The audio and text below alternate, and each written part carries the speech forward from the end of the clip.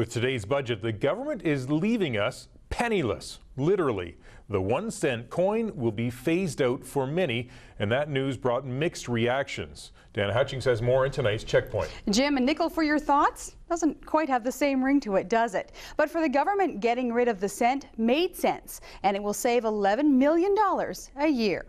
The penny was first introduced in 1858. Today it's worth 1/20th of its original purchasing power. To produce 1 penny, it cost 1.5 cents. The government estimates there are 30 billion pennies in circulation, and while it will still be legal tender, it will be phased out beginning in the fall. Here are some of your reactions to the news.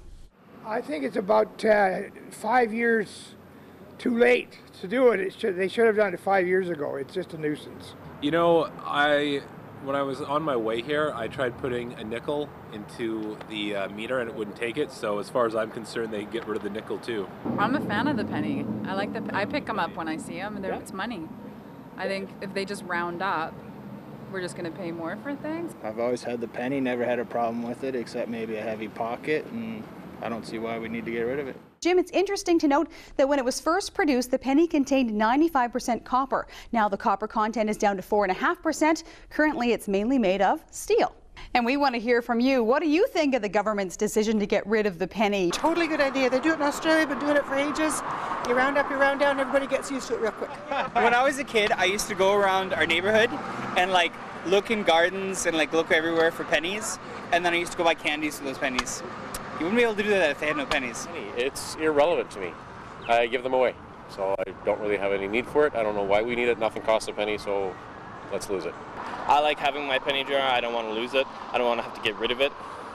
I think we should keep the penny. It's a shame, but it's probably a good thing. It probably saves a bit of money in the long run. From Twitter, Don says, pretty certain I have enough in jars to keep all of Canada in pennies for a while.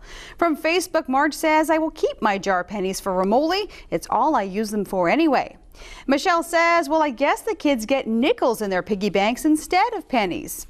And the results of our web poll quite close. 59% say they love the decision, while 41% aren't so crazy about it.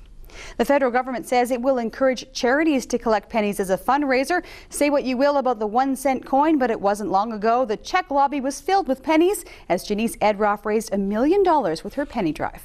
That's tonight's Checkpoint.